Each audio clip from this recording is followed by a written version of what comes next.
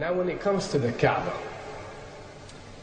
the main point that we try to communicate is the following.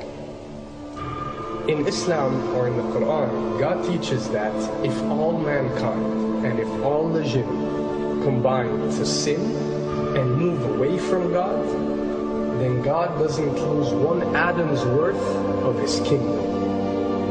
And if mankind and jinn combined to dedicate every second of their life to prayer and to worship of the one God, then God's kingdom doesn't gain one atom's worth as well. What does this philosophy teach you? It teaches you that God is not in need of you, or your practices, or your worships, or your prayers. You are in need of these practices and these worships.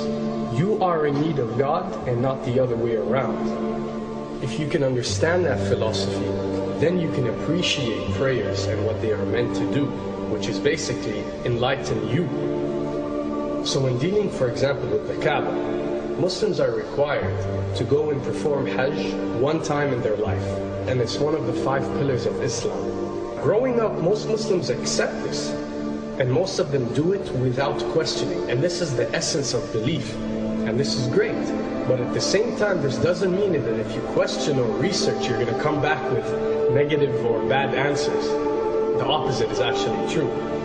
So when we started researching into the esoteric agendas and we started researching the elite, we found out how much certain type of practices and rituals can affect your lives. So when we went and placed this on Islam, we developed an even deeper respect for this religion and a far deeper respect for God and the Creator of us. So when you go to the Kaaba, and you circle around it 7 times, the essence of this worship is not that you are worshipping a stone, or that you are worshipping a house, or that you are worshipping a Kaaba. The Kaaba is merely the focal point, or the centerpiece, that all Muslims have to unite and focus their energy and prayers towards in a practice that is actually worshipping God.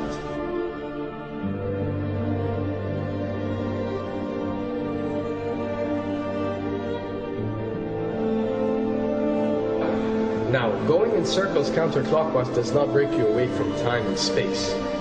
But the fact that the energy of the Kaaba is the strongest energy on earth and it flows counterclockwise, by you flowing in correlation with this energy, you are uplifting yourself.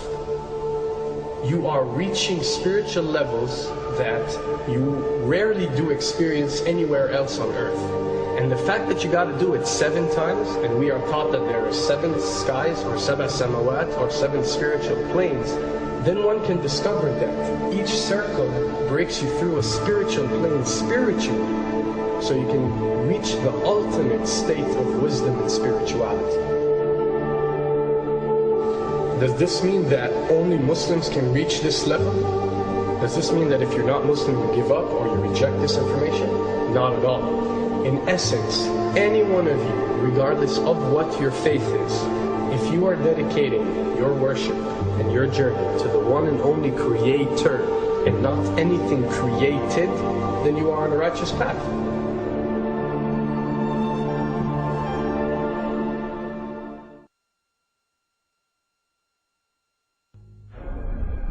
To begin with, the significance of 911. What you have to understand, and what we are trying to explain, is that when dealing with extra dimensions, or when dealing with beings from extra dimensions like jinn, for example, or when dealing with the Illuminati, or the elite, or people that follow a certain type of esoteric agendas, although me and you communicate through words and letters, they have chosen a different type of language. And this is a cross-boundary type of language. This is a language that goes across the boundaries, understood by all. And this is the language of numbers and shapes. And this is why whenever you do research about these groups, you'll find out that they practice something called sacred numerology and sacred geometry. What does this mean? It means that each number is given a meaning. Each shape is given a meaning. A meaning is communicated whenever a shape is presented or a number is presented by these specific groups. I'm not talking about random people or random groups. We're talking about specific groups that follow this type of agenda. When numbers are used, it signifies a certain type of meaning. When shapes are used, the same is followed. So, in their definition, in a numerological sense, 10 is the Alpha and the Omega, or the God. 11 is a step above God. 101 is a step above God. 911 or 911 is the skipping of God. It is the ultimate challenge. It is going from number 9, which has a specific meaning, to number 11 without going through 10. It's skipping God. So it's no coincidence that this event that we call 911 today took place on 911. It is the ultimate challenge. So now that we understood what 911 means, what other practice do we do that deals with 911? Calling a number whenever you are in an emergency. Now, creating an institution that helps people whenever they are in need of help and whenever they are experiencing an emergency is fine. There's nothing against it. There's no religion, there's no logical person on earth that will tell you this is wrong. But when you understand how sinister that these elite are and the way they work on a level that's way beyond what you think. So the fact that when you're experiencing an emergency or when you are in need of help, you have to pick up a phone and dial 911, which is the ultimate numerological definition of skipping God, then you'll understand how these people work.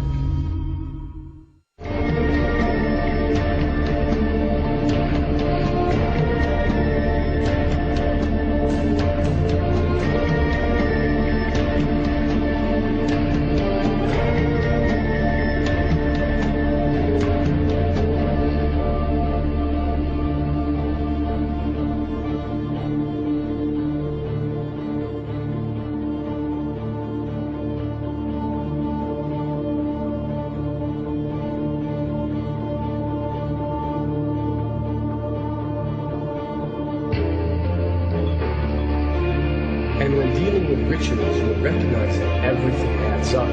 For something to be a ritual, everything has to be in place, everything has to be perfect.